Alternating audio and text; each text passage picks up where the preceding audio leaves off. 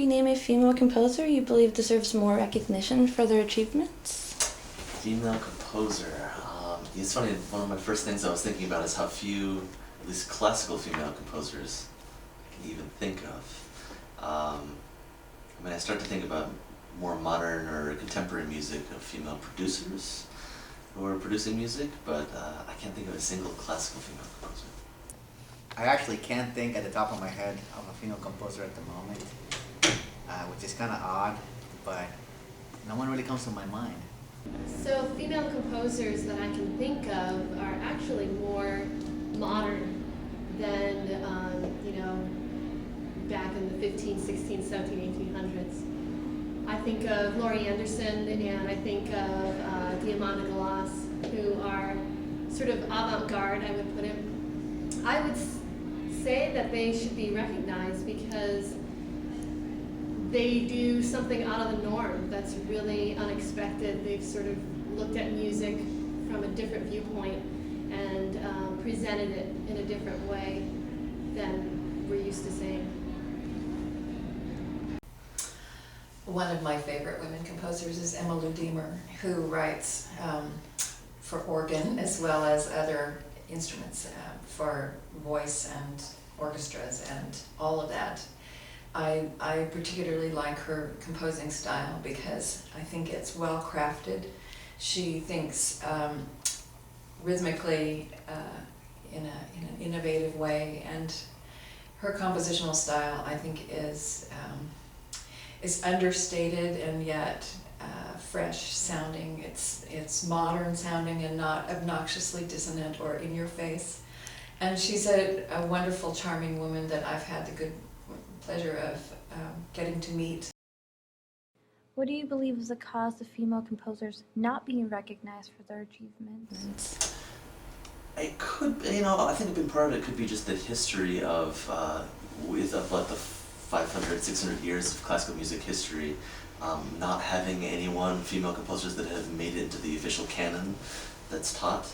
Obviously there are plenty of 20th and 21st century music programs that do have female composers, but the actual cause is probably part of our own expectations and part of, I think maybe historically we're letting go of the big names of classical music as culturally we just kind of branch out into having a huge glut of information. Not that that's an excuse, but I think that may be one reason why I actually can't really name any other famous contemporary composers besides maybe John Cage or some of the more kind of fringe 20th century composers. So I actually think women were involved in music.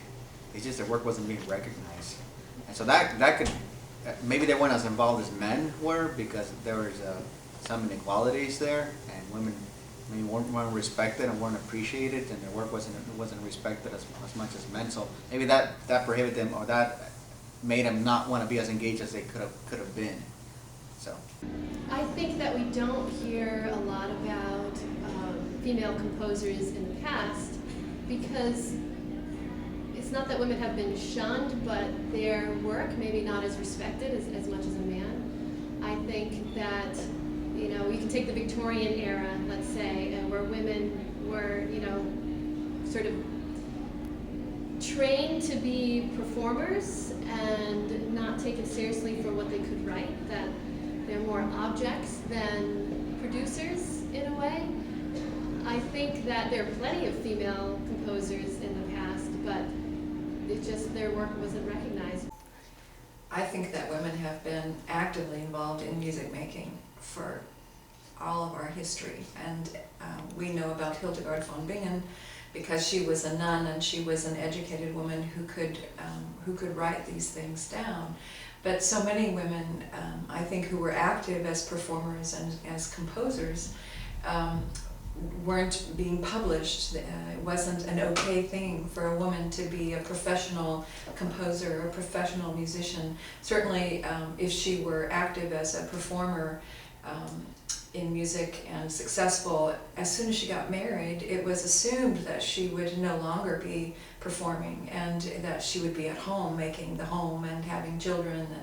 And there are a few women whose husbands were supportive of their musical careers, and so we do have a lot of music, particularly in the starting in the 18th century, 19th century.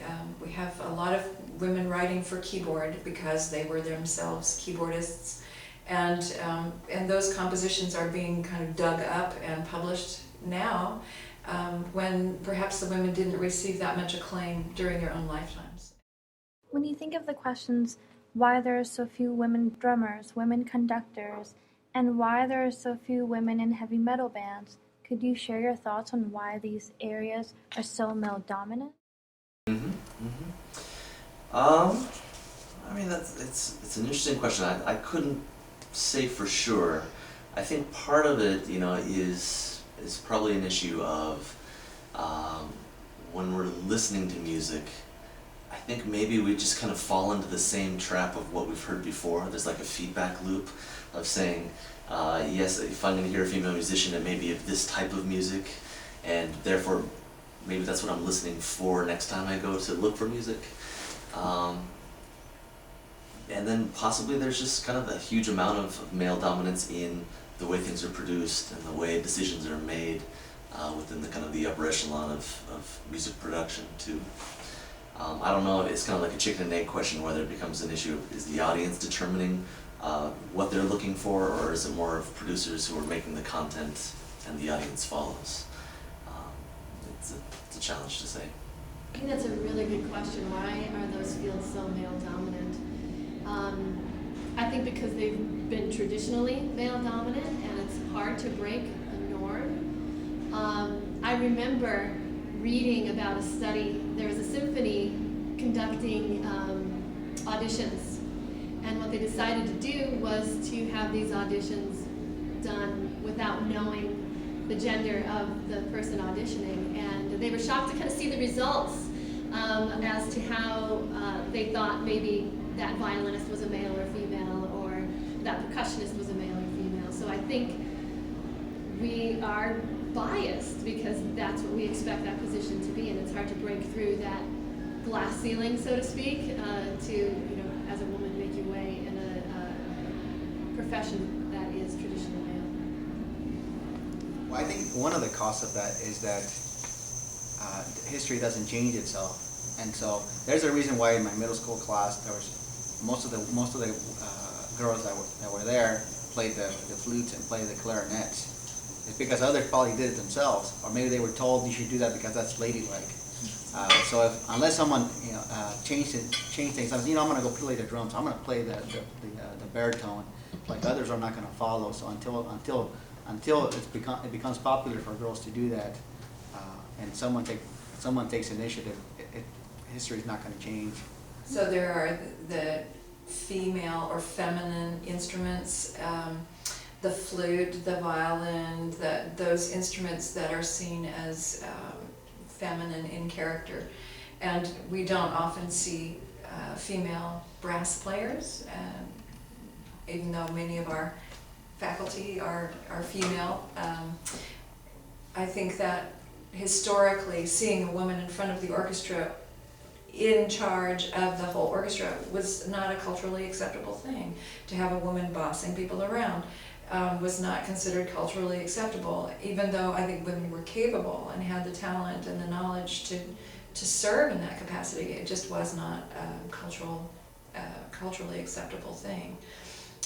So women percussion players, yeah, there are some fabulous women percussion players. There are some fabulous women trumpet players and horn players and euphonium players, but it's not considered a, quote, feminine instrument the way perhaps a keyboard is seen as a feminine instrument. So I think that